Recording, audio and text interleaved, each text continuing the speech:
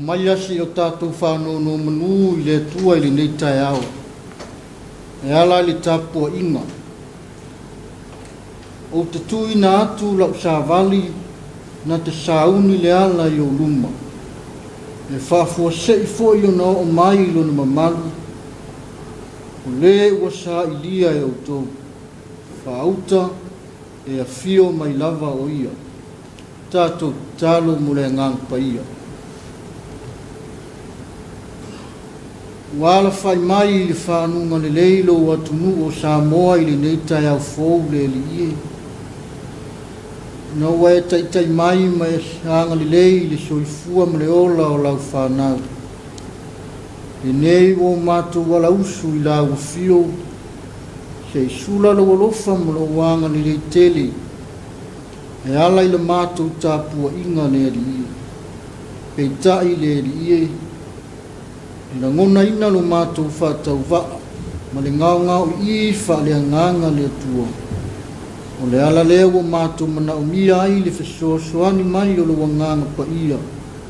Se I taitoa lua, I lo mātou vai ma le whātau waa. Ina I o mātou whaia le sauninga I la ufio. Mo le whaasilisili ina o lo lava vi inga. E ala lava I a Yesu le talo. Amen. O le whaitauina o le fiong pa ia le atua.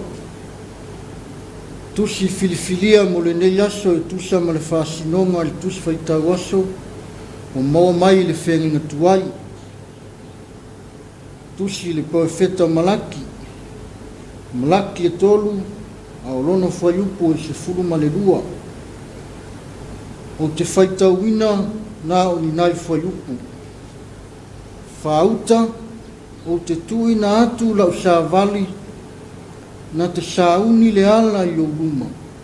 E whafua sei fo I o na o mai I o na mamalu o le ali. O le ua sa ilia e o tau. O le angelu lava o le whiangainga. O le ua nau iai. Whauta e a fio mai lava o ia. Ua whetalai mai ai le ali o au. O ai se na te lavatari le aso lo na fio mai. O ai foi se na tulai pe a whaalia mai o ia. O wā o ia e tusa ma le afi le tunu auro. E tusa foi ma le mori le taofu. E nofo o ia o le tunu ma whaama mai le awio. Na te whaama maina le whanaunga levi. Na te whaatea ese foi le ele I rātou e peo le auro ma le awio. Nā tau te avatu ai le ali le taulanga e whai le amiutonu. Ona maalia I lea I le ali o taulanga Iuta ma Ierusalema. E pei o aso le vavau. E pei o tausanga na mua. Whamanuia mai le tua le whaitau ma whalongo ia nā whionga paia. Ma ia iate ia pēr no lava vi inga. Nei maso uma e o le whawau. Amen. O le launga I le suafa le tamā, le alo ma le nganga pa ia. E fia whaonga ina le whaiupu mua o le tusi na whaitauina e whai matua. O te tui na atu lau sa vali na te sauni le ala I o luma. E whaafua sei foi o na o mai I lo na mamalu. O le alii o le ua sa ilia e o tōu. Whaauta e a fio mai lava o ia. O le manatu au tū o le nei aso e tusa ma le whaasinonga le tusi mālosi I whamanuilanga. Mālosi I whamanuilanga. O malaki o le profeta muni lea mai le whaasolonga o profeta Laiti. Na valo ia ina ma tofia ina. Au tau fau ma tau mautu le ai o Ierusalema. I le toi foi mai o le tawhianga Iuta. Sa matua whaatafuna ina e le malosi o Papelonia. Na valo ia ai e le profeta le whaamanuilanga o le ao o mai I le nu.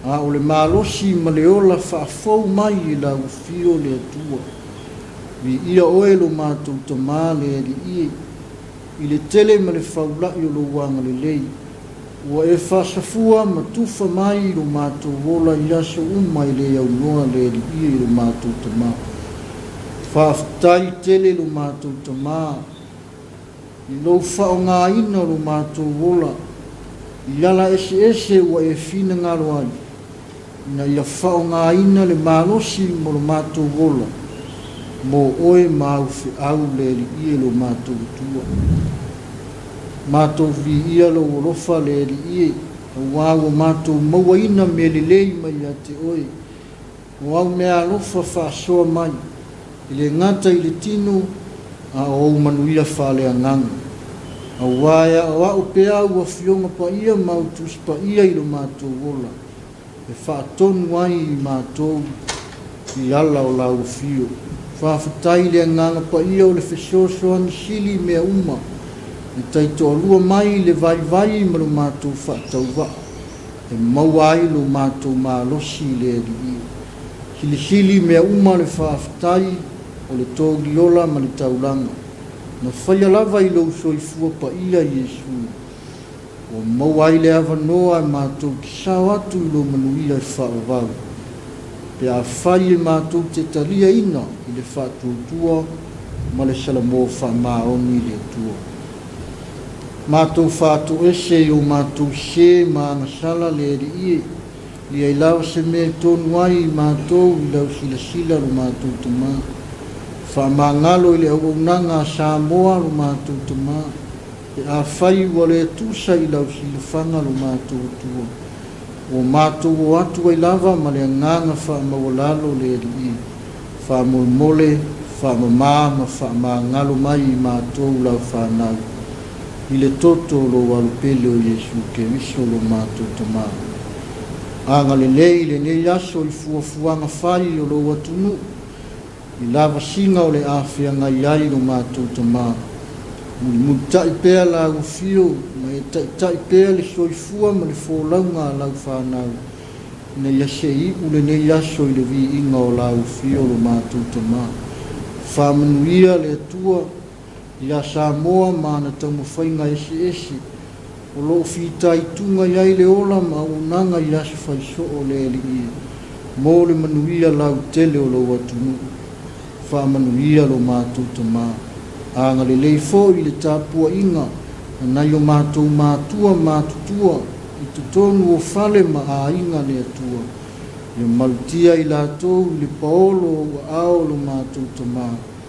A o i ai teimi o tawa fiafi o le ola ma le soifua lo mātou tua. Mātou tālo le ie lo mātou tua. Whamanuia i le nei au o nanga lo mātou tamā. Ua momoli atu ai le whiau le tala le lei lo mātou tua. Whaamana ina e la o fio a lātou o nanga le li i. Ma ia mau ai se vi inga o la o fio lo mātou tua. O nisi ia o a mātou talo le li i. Pātasi ma manao lilo i lo mātou lotu. Whaia lava lo fina ngalo a ele o mātou lotu. A o le manuia ma le file mu mai la o fio le atua le tamā.